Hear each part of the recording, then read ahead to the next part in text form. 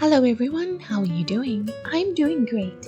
I decided to watch this anime because I saw a clip and needed to understand the context. This is the clip. I didn't know this was a guy-on-guy book! I thought it was an innocent workplace drama! I'm so dirty! Now I'm traumatized! What? Wow. And this clip actually has very little to do with this anime and what it's about, but I continue to find it really funny. What the anime is actually about is inspiration, creativity, the pursuit of perfection, art and its different forms, happiness, meaning, the drive for success and community, and the fear of taking a true risk. It's a slice of life that I enjoyed very much. It was funny and meaningful, and it's been a long time since I watched a slice of life this hard. Seishu Honda is an accomplished and talented calligrapher who is technically perfect but creatively stagnant. When this is expressed to him by one of his seniors, he punches him in the face. His work is everything that he is, the main focus on his life, and he cannot bear to have it criticized in this way, cannot bear for it to not be perfect.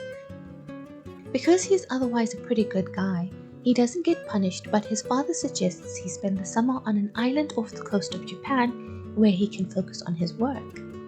He's depressed and downtrodden and wondering what he's even doing there. He makes the comment that there's nothing around here. For me, this remark was really notable because there is so much around here. It's just about perspective. The surroundings are beautiful and they're riding along the coast. There's so much nature all around, and I bet the air smells like salt and it's fresh and cool. And he has to be told to look at the ocean. And when he does, he doesn't really see and appreciate it. Just looks like the ocean to me. Maybe I can't appreciate it because my heart is like clouded or something. But his perspective is narrow and limited, and to be honest, boring, or just accustomed to a certain kind of perception. It's a full circle moment when at the end of the series he rides along the same road, having chosen to return from Tokyo, and stands up to gaze at the ocean and appreciate its beauty. This time he can see everything that is there. He can see how full it really is. And he comments that it's better than the last time he did this, before realizing that no, it's always been the same. It's his perception that's changed. At the beginning of the series, when he arrives at the house he'll be living in, he meets Naru, who is an adorable and energetic little girl. Truly, she stands out among anime children, who can sometimes be grating as just a lovable child. She's very adventurous and her influence on him is great. At this point, Honda's focus on calligraphy is so concentrated that it's restricted his life. He didn't look up at the world and find inspiration in all he sees and experiences. And this was not entirely his doing, as his father kept him very focused on calligraphy throughout his childhood. At the end of the first day in the village and the first episode, he writes something different for the first time. Something different from everything else he's done. And he does it with so much energy. He is filled with inspiration and just compelled to write and create something. It bursts from inside of him. And what caused this wonderful bout of inspiration? He had fun. He is embraced by the community, making friends, learning things and becoming involved. He watches the sunset, looks at the stars and eats new food. He spends more time outside of his home than he probably ever has before. And his work changes, letting go of technical perfection in favor of making something that only he could make. I want to find a special seed and care for it till it grows into a flower that only I can grow and no one's ever seen before. I don't care about being number one. I want to be the only one.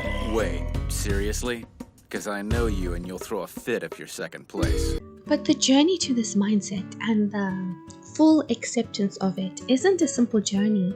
He struggles to accept the possibility of no longer being number one, taking the risk of losing prestige to pursue creativity and originality.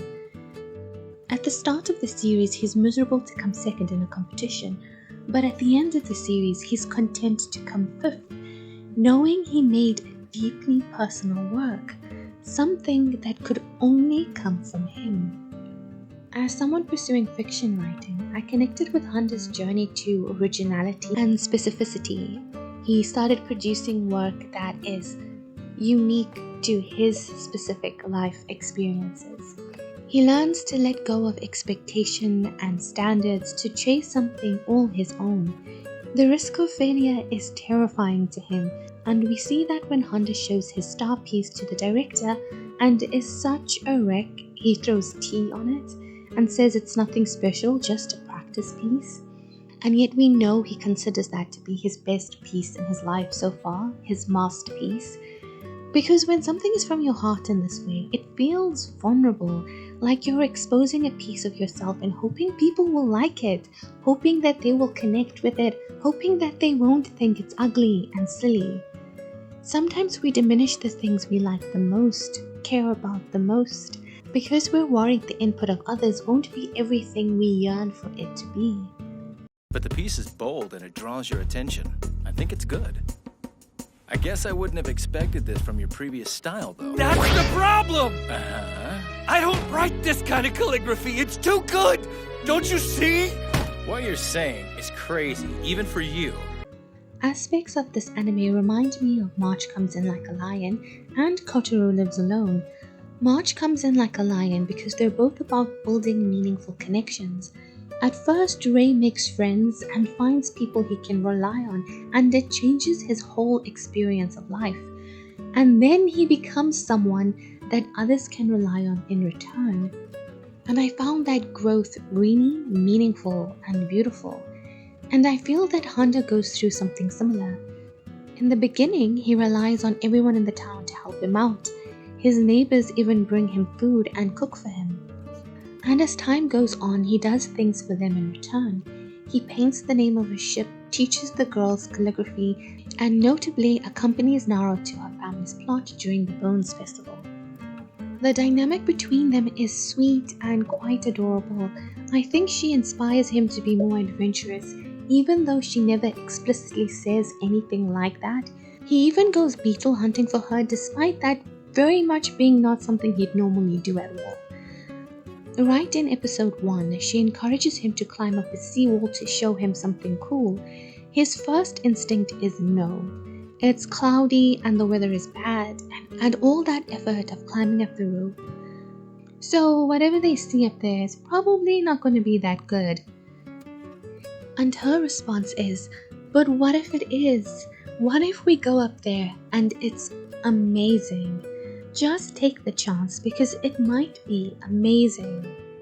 And when he gets up there, the sunset is beautiful and it was worth the effort. See? It's awful pretty, huh?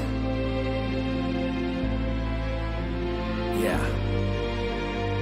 Worth the climb. This dynamic reminds me of Kotaro Lives Alone, as Kotaro inspires Kurino to work hard and get his life together so he can be the responsible adult in the boy's life. If you haven't watched Kotaro Lives Alone and you liked this anime, I do recommend watching it. Though it has some really sad moments, but for me it's ultimately hopeful. I made a video about it if you're interested.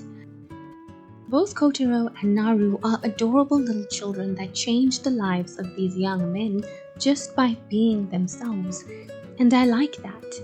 No matter how bleak things might be in the moment, even if you feel lost and don't know how to get where you want to be, you could be one change, one choice, one step away from everything changing for the better. To end things on a light note, before I go, here's a fun clip of Naru feeling macho because she did well in English. This, ladies, is a premium chocolate bar. You can read English and Japanese now? Good job, Naru. It's manly. And that's going to be it for me. I hope that you enjoyed this video. If you did, please like and subscribe if you're new. Leave a comment if you'd like to say hi.